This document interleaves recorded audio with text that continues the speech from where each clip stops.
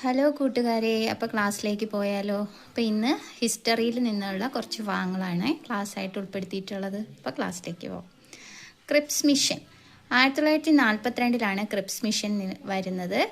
രണ്ടാം ലോക മഹായുദ്ധത്തിൽ ഇന്ത്യയുടെ പിന്തുണ നേടാൻ ബ്രിട്ടീഷ് ഗവൺമെൻറ് നിയമിച്ച കമ്മീഷനാണ് ക്രിപ്സ് മിഷൻ. ക്രിപ്സ് മിഷൻ്റെ ചെയർമാൻ സർ സ്റ്റാഫോർഡ് ക്രിപ്സ് ആണ്.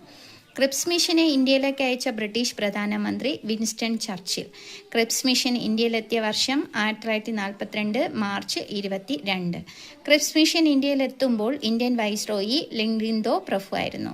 രണ്ടാം ലോക മഹായുദ്ധാനന്തരം ഇന്ത്യക്ക് പുത്രികാ രാജ്യ പദവി നൽകാമെന്നും ഇന്ത്യക്കാരുടെ നേതൃത്വത്തിൽ ഒരു ഭരണഘടനാ നിർമ്മാണ സഭ രൂപീകരിക്കാമെന്നും ക്രിപ്സ് മിഷൻ വാഗ്ദാനം ചെയ്തു. ക്രിപ്സ് മിഷനുമായിട്ട് ചർച്ച നടത്തിയ ഇന്ത്യൻ നാഷണൽ കോൺഗ്രസ് പ്രസിഡന്റാണ് മൗലാന അബുൽ കലാം ആസാദ്. ക്രിപ്സ് മിഷനെ കോൺഗ്രസ് അംഗീകരിക്കാത്തതിന് കാരണം ഉടനടി ഇന്ത്യക്ക് സ്വാതന്ത്ര്യം നൽകണമെന്ന ആവശ്യം നിരാകരിക്കപ്പെട്ടതിനാലാണ്. ക്രിപ്സ് മിഷനെ മുസ്ലിം ലീഗ് അംഗീകരിക്കാത്തതിന് കാരണം പാകിസ്ഥാൻ വാദം അംഗീകരിക്കാത്തതിനാലാണ്. ക്രിപ്സ് മിഷൻ ഇന്ത്യയിൽ നിന്ന് മടങ്ങിയത് 1942 ഏപ്രിൽ 12. തകർന്നുകൊണ്ടിരിക്കുന്ന ബാങ്കിന്റെ പിന്തിയതിയിട്ട ചെക്ക് എന്ന് ഗാന്ധിജി വിശേഷിപ്പിച്ചത് ക്രിപ്സ് മിഷനെ. അടുത്ത് ക്വിറ്റ് ഇന്ത്യ സമരം. 1942 ക്വിറ്റ് ഇന്ത്യ സമരം നടക്കുന്നത്. ക്രിപ്സ് മിഷന്റെ പരാജയത്തെ തുടർന്ന് കോൺഗ്രസ് ആരംഭിച്ച സമരമാണ് ക്വിറ്റ് ഇന്ത്യ സമരം. ഇന്ത്യൻ സ്വാതന്ത്ര്യ സമര ചരിത്രത്തിലെ അവസാനത്തെ ബഹുജന പ്രക്ഷോഭമാണ് ക്വിറ്റ് ഇന്ത്യ പ്രസ്ഥാനം. ക്വിറ്റ് ഇന്ത്യ എന്ന വാക്കിന് രൂപം കൊടുത്തത് യൂസഫ് മെഹ്റലിയാണ്. ക്വിറ്റ് ഇന്ത്യ പ്രസ്ഥാനം അറിയപ്പെടുന്ന മറ്റൊരു പേര് ആഗസ്റ്റ് ക്രാന്തി അല്ലെങ്കിൽ ആഗസ്റ്റ് വിപ്ലവം എന്നാണ്. ക്വിറ്റ് ഇന്ത്യ എന്ന ആശയം അവതരിപ്പിക്കപ്പെട്ട ഗാന്ധിജിയുടെ ദിനപത്രമാണ് ഹരിജൻ. ക്വിറ്റ് ഇന്ത്യ എന്ന ആശയം അവതരിപ്പിക്കപ്പെട്ട ഗാന്ധിജിയുടെ ദിനപത്രമാണ് ഹരിജൻ. ക്വിറ്റ് ഇന്ത്യ പ്രമേയം പാസാക്കിയ കോൺഗ്രസിന്റെ സമ്മേളനം നടന്നത് ബോംബെയിൽ വെച്ചാണ്. ക്വിറ്റ് ഇന്ത്യ പ്രമേയം പാസാക്കപ്പെട്ടത് ബോംബെയിലെ ഗോവാലിയ ടാങ്ക് മൈതാനത്ത് വെച്ച്. ക്വിറ്റ് ഇന്ത്യ പ്രമേയം പാസാക്കപ്പെട്ടതോടെ ഗോവാലിയ ടാങ്ക് മൈതാനം അറിയപ്പെടുന്നത് ആഗസ്റ്റ് ക്രാന്തി മൈതാനം എന്നാണ്. ക്വിറ്റ് ഇന്ത്യ പ്രമേയം അവതരിപ്പിച്ച നേതാവ് ജവഹർലാൽ നെഹ്റു.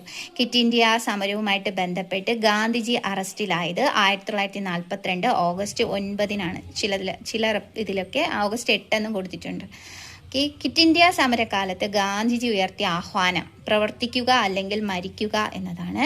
ക്വിറ്റ് ഇന്ത്യ സമരകാലത്ത് ഒളിവിൽ നിന്നുകൊണ്ട് പ്രവർത്തനങ്ങൾക്ക് നേതൃത്വം കൊടുത്തത് ജയപ്രകാശ് നാരായൺ, അച്യുത് പട്വർത്തൻ, റാം മനോഹർ ലോഹ്യ, ബിജു പട്നായിക് എന്നിവരായിരുന്നു. ക്വിറ്റ് ഇന്ത്യ സമരകാലത്ത് ഹസാരിബാഗ് ജയിലിൽ നിന്ന് തടവു ചാടി വിപ്ലവ പ്രവർത്തനങ്ങൾക്ക് നേതൃത്വം കൊടുത്തത് Jayaprakash നാരായണാണ്.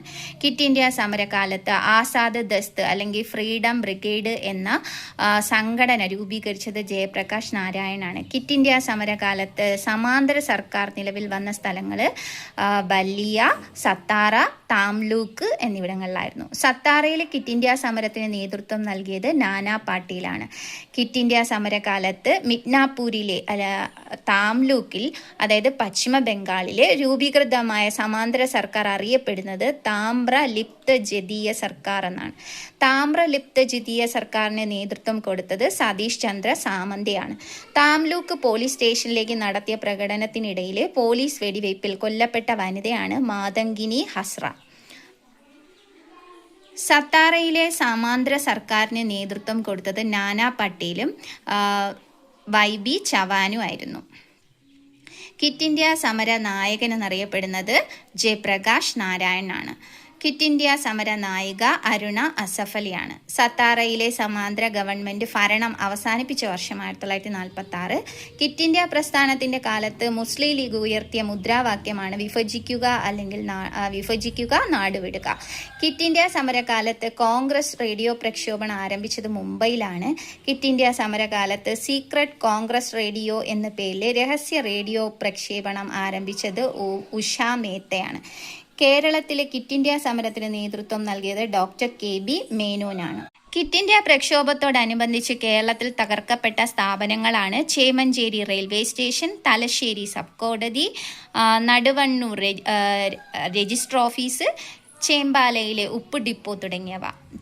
Chemancheri railway station, Thalassery sub കോടതി, നടുവണ്ണൂർ രജിസ്ട്രാർ ഓഫീസ്, ചേമ്പാലയിലെ ഉപ്പ് ഡിപ്പോ തുടങ്ങിയവയാണ്. ക്വിറ്റ് ഇന്ത്യ സമരം ആരംഭിച്ചതോടെ ഗാന്ധിജി അറസ്റ്റ് ചെയ്ത് പാർപ്പിച്ചത് പൂനെയിലെ അഘാഖാൻ കൊട്ടാരത്തിൽ.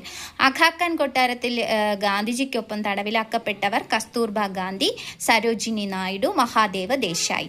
അഘാഖാൻ കൊട്ടാരത്തിൽ വെച്ച് നിര്യാതനായ ഗാന്ധിജിയുടെ പേഴ്സണൽ സെക്രട്ടറിയാണ് മഹാദേവ ദേശായി. തടവിലിരിക്കെ കസ്തൂർബ ഗാന്ധി അന്തരിച്ചത് എവിടെയാണ്? അഘാഖാൻ കൊട്ടാരത്തിലാണ്. ക്വിറ്റ് ഇന്ത്യ സമരകാലത്ത് ജവഹർലാൽ നെഹ്റുവിനെ അറസ്റ്റ് ചെയ്ത് പാർപ്പിച്ചത് അഹമ്മദ് നഗർ കോട്ട, ബോംബെ.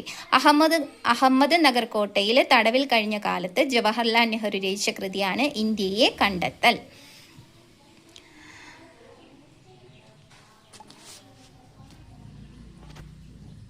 നെഹ്റുവിൻ്റെ ഇന്ത്യയെ കണ്ടെത്തൽ എന്ന കൃതി സമർപ്പിച്ചിരിക്കുന്നത് സഹപ്രവർത്തകർക്കും ജയിലിലെ സഹതടവുകാർക്കുമാണ്. ക്വിറ്റ് ഇന്ത്യ സമരകാലത്തെ വൈസ്രോയി ലിങ്ലിങ്തോ പ്രഭു ആയിരുന്നു.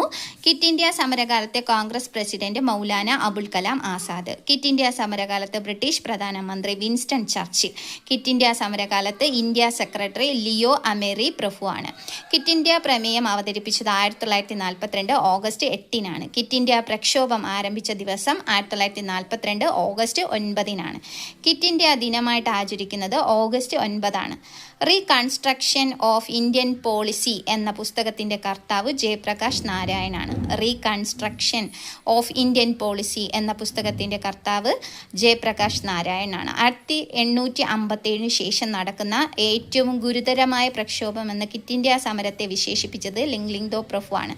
1857 ശേഷം നടക്കുന്ന ഏറ്റവും ഗുരുതരമായ പ്രക്ഷോഭം എന്ന് ക്വിറ്റ് ഇന്ത്യ സമരത്തെ വിശേഷിപ്പിച്ചത് ലിങ്ലിങ്തോ. ക്വിറ്റ് ഇന്ത്യ സമരവുമായിട്ട് ബന്ധപ്പെട്ട് മലബാറിൽ നടന്ന പ്രക്ഷോഭമാണ് കീഴരിയൂർ ബോംബ് കേസ്. മലബാറിലെ ക്വിറ്റ് ഇന്ത്യ പ്രസ്ഥാനത്തിൻ്റെ ശില്പി എന്നറിയപ്പെടുന്നത് KB മേനോനാണ്.